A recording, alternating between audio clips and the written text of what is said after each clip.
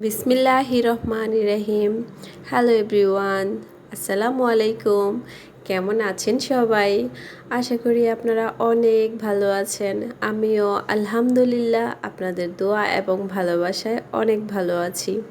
বরাবরের মতো আবারও নতুন একটা ভিডিও নিয়ে হাজির হয়ে গেলাম আমি সুমি, কুমিল্লা জেলা থেকে। মানুষের জীবনের প্রত্যেকটা সময়ে একটা সংগ্রাম করে মানুষ তার জীবন পার করতে হয়।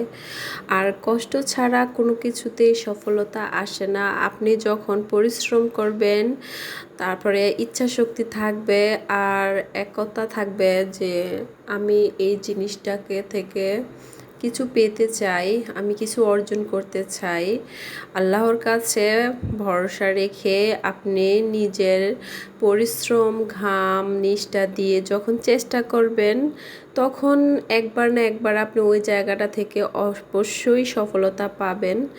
কারণ হচ্ছে আল্লাহ মানুষকে ধৈর্য ধরার পরীক্ষা নেয় যে বান্দার কতটুকু ধৈর্য আছে।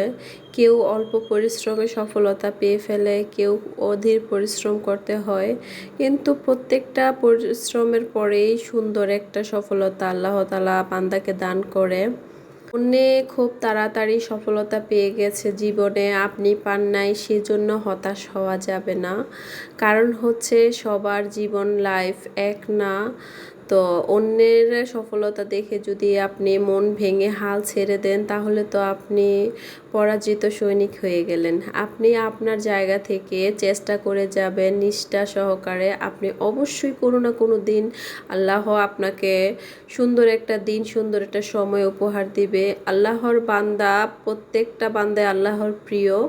তো কার ভাগ্যে কী আছে সে সেটা জানে না, কিন্তু আল্লাহ কাউকে নিরাশ করে না। ঘুম থেকে উঠে আজকে নাস্তা টাস্তা খেয়ে একেবারে দুপুরের রান্না থেকে আপনাদের সাথে ভিডিও শেয়ার করতেছি।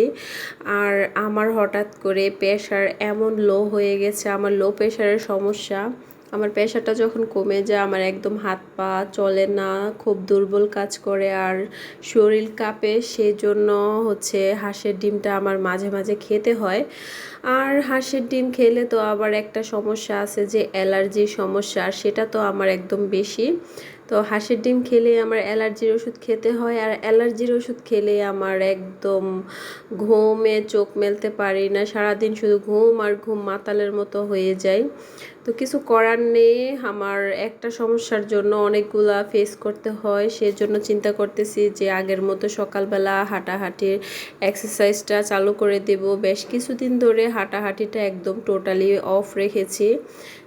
অলসতা ধরে ফেলেছে, সকালবেলা হাঁটতে বের হতে হয় না। আর আমার সাথে যারা হাঁটতো তারাও একটু ব্যস্ত, একা একা হাঁটতে ভালো লাগে না সকালবেলা, সেই জন্য তেমন বেশি এটা যাওয়া হয় না। কিন্তু জীবন মানেই একলা, একলা চলতে হবে, একলা বাঁচতে হবে। দুনিয়াতে আসছেন একা, মৃত্যুর পরও যেতে হবে একা। তো আসলে কেউ চিরস্থায়ী সঙ্গ দেয় না। বন্ধু বান্ধব বলেন, আত্মীয় স্বজন বলেন, একটা সময়ের পরে সবাই যার যার মতো ব্যস্ত হয়ে যায়। এজন্য কারো উপরে কোনো কিছু ডিপেন্ডেন্ট না হয়ে নিজের মতো নিজে চলো, নিজের উপরে ভরসা রাখো, নিজের উপরে ইচ্ছা শক্তি, নিজের সব কিছু থাকলে একাই বাঁচা সম্ভব, একাই চলা সম্ভব। আসলে আশা করলে মানুষ কষ্ট পায়, আশা না করলে কিন্তু মানুষের জীবনে কিছুই থাকে না। তো রুম টুমটা একটু গুছিয়ে নিলাম, কারণ প্রতিদিন একটু মোছামুছি না করলে উপরে উপরে যে ধুলবালুটা পড়ে যায় সেটা আসলে ওরকমভাবে মানে যায় না। তো একটু একটু করে হালকা করে মুছে রাখলে ফার্নিচারের উপরে যে এই সাদা স্তরটা আছে এটা উঠে গেলে ফার্নিচারগুলো একটু দেখতে ভালো লাগে। যতই কম ফার্নিচার থাকুক আমার বাসাতে, তাগুলা যদি আমি একটু ধুয়ে মুছে পরিষ্কার করে রাখি তাহলে বাসাটা দেখতে ভালো লাগে। আর পরিষ্কার পরিচ্ছন্নতা ইমানের একটা অঙ্গ। পরিষ্কার পরিচ্ছন্ন থাকলে নিজের মন, মাইন্ড সব কিছু ফ্রেশ থাকে, তারপর সুস্থ থাকা যায়। একটা মানুষ বাসায় আসলেও দেখবে, দেখে বলে যে না, লোকটা পরিষ্কার ঘরদুয়ার কি সুন্দর গুছিয়ে রেখেছে। তো যাই হোক, আপনি দিন শেষে দেখবেন আপনার ঘরদুয়ার যদি পরিষ্কার পরিচ্ছন্ন থাকে, গুছানো থাকে, আপনার মন মাইন্ড এমনিতেই ভালো হয়ে যায়। আর আজকে আমি হচ্ছে একদম সিম্পল রান্না বান্না করতেছি, তেমন বেশি রান্না বান্নার ঝামেলা নাই। সেজন্য হচ্ছে গিয়ে দিক দিয়ে রান্নাটা বসিয়ে আমি ঘরের কাজগুলো করে নিচ্ছি। তো আমার ছেলে বেড়াইতে গিয়েছিল, বেড়ায় আইসা জুতাগুলোর মধ্যে এমন কাদা ময়লা ভরাইছে, এগুলো আমি ভালো করে ব্রাশ দিয়ে ধুয়ে রোদে শুকিয়ে এখন হচ্ছে প্যাকেটে করে রেখে দিলাম। তো হচ্ছে গিয়ে বাচ্চা পোলাপাইন কাপড় চোপড় জুতা এগুলো একটু বেশি নষ্ট করে, এগুলো নিয়ে সারাদিন কাজ টাজ টুকটাক ব্যস্ত থাকি। এর মধ্যে আপনাদের জন্য ছোট ছোট ক্লিপ অ্যাড করে এগুলো ভিডিও এডিটিং ভয়েস ওভার সব কিছু করে আপনাদের মাঝে শেয়ার করি, আপনাদের সাথে অ্যাক্টিভ থাকি। কারণ ইউটিউব হচ্ছে একটা মায়ার জায়গা, মায়ায় পড়ে গেছি, এখানে ভিডিও না দিলে ভালো লাগে না। আমি মনে করি যে অনেক আপুরা আমার ভিডিওর অপেক্ষায় থাকে, আশায় থাকে, আমি ভিডিও দিলে দেখি খুব সুন্দর সুন্দর ভালো ভালো কমেন্ট আসে আমার ভিডিওতে, কোনো নেগেটিভ কমেন্ট নাই, সব পজিটিভ কমেন্ট। তো সেজন্য আমার খুব ভালো লাগে আমার ভিডিও দিতে ইউটিউবের মধ্যে। ইউটিউবে আমি সফলতা পাবো কি পাবো না সেটা আমি জানি না, সেটা টোটালি আমার ভাগ্যের উপরে ছেড়ে দিয়েছি। আল্লাহ রাব্বুল আলামিন যদি আমার ভাগ্যে ভালো কিছু রাখে তো অবশ্যই আমি সফলতা পাবো। আর আল্লাহ যদি মনে করে যে না আমার এটাতে সফলতা পাওয়াটা দরকার না, তাহলে আমি এটাতে পাবো না। আমি কাজ করে যাই, পরিশ্রম করে যাই, বাকিটা হচ্ছে আল্লাহ তাআলার উপরে। আল্লাহ আমার জন্য যেটা ভালো সেটাই আল্লাহ আমার জন্য করবে, ওই ডিসিশন আল্লাহ নিজে নেবে, আমি নেওয়ার কেউ না। আমার জীবনের লাইফের প্রত্যেকটা অধ্যায়, প্রত্যেকটা সব কিছু আমি আমার আল্লাহর উপরে ছেড়ে দিই। আল্লাহ যা ভালো মনে করে, আমার জন্য উত্তম মনে করে সেটাই করে। আর ইউটিউবে ভিডিও দেওয়া হচ্ছে, আমি মনে করি যে 8-10টা ভাবিদের চাচিদের সাথে গল্প গুজব করে গীবত, কারণ মহিলা পুরুষ যাই বলেন কয়েকজন মানুষ একসাথে হলে এখানে গীবত কওয়া হয়ে যায়, কারণ না কারণ আমরা সমালোচনা আলোচনা করি, আর এটা তো গীবতের কাতারেই পড়ে। তো ওইগুলা করার চাইতে আমি মনে করি যে ছোট ছোট ক্লিপ নিয়ে ভিডিও করে এডিট করে ইউটিউবে আপলোড দিলে এখানে যে সময়টা আমি পাস করতেছি অন্তপক্ষে আমি গীবত থেকে বেঁচে থাকবো, বা হচ্ছে আউট যেই কাজগুলো আছে যেগুলো আমার প্রয়োজন না ওইগুলো থেকে আমি বেঁচে থাকবো। তো সব মিলিয়ে ঝিলিয়ে ওই চিন্তা থেকে ইউটিউবে কাজ করা। আর হচ্ছে এমনি তো যেহেতু ফ্ল্যাটে থাকি, এখানে তো আর তেমন পরিচিত তেমন বেশি আত্মীয় স্বজন নেই, যারা আছে আশেপাশে প্রতিবেশী তারাও আমার আত্মীয়র মতো খুবই ভালো প্রতিবেশী পেয়েছি আমি। তো দিন শেষে তারপরে হচ্ছে একা থাকি, তো সেই জন্য ইউটিউবে কাজ করি বা ইউটিউবে ভিডিও দিই, আমার দিতে খুব ভালো লাগে। সবচেয়ে বড় কথা হচ্ছে ইউটিউবে ভিডিও আপলোড দিতে আমার খুবই ভালো লাগে, এখানে কাজ করতে আমার ভালো লাগে। ভালো লাগা থেকে আমি ইউটিউব চালাই, এর ভিতরে যদি আমি সফলতা পাই তো আলহামদুলিল্লাহ আলহামদুলিল্লাহ, আর না পেলেও আমার কোনো আফসোস নেই যে হ্যাঁ আমি এখান থেকে আমার মন খারাপ হবে যে আমি কেন পেলাম না, কিসের জন্য পেলাম না, ওইরকম কোনো আশা নেই আমার। আমি আসলে সব কিছু থেকে আশাটা একটু কম করি, কারণ আশা কম করলে মানুষ কষ্ট কম পায়, আর আশা বেশি করলে মানুষ কষ্ট বেশি পায়, এটা আমি মেনে নিতে শিখেছি।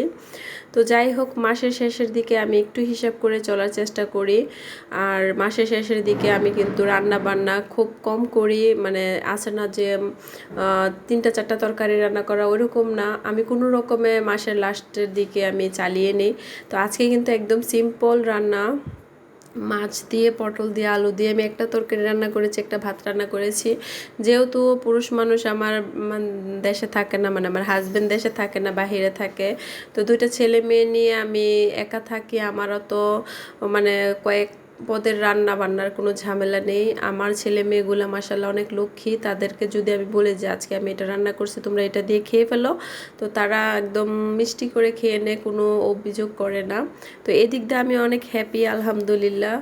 আর মাসের শেষের দিকে এরকম প্রত্যেকটা গৃহিণী যারা আছে, সংসারের দায়িত্ব যাদের ঘাড়ে আছে, তারা প্রত্যেকটা মানুষই মাসের 25 তারিখের পরে একটু হিসাব করে চলতে হয়। তো আমিও চলি, কারণ হিসাব করে না চললে আমি হাওলাত বরাত করতে হবে, মাস শেষে আবার টাকা আসলে ওই টাকাগুলো দিয়ে আমার হাত খালি হয়ে যাবে। আর আমি একটু যদি হিসাব করে চলি তাহলে আমার এই টাকা থেকে আমি সুন্দর মতো চলতে পারবো, আমার কোনো ঋণ হবে না, আমি একদম সুন্দরভাবে চলে আবার মাসের শুরু থেকেই সচ্ছলভাবে চলতে পারবো। আর মাসের শেষের দিকে কিন্তু বাজার সদাই বাসায় একদম কম থাকে।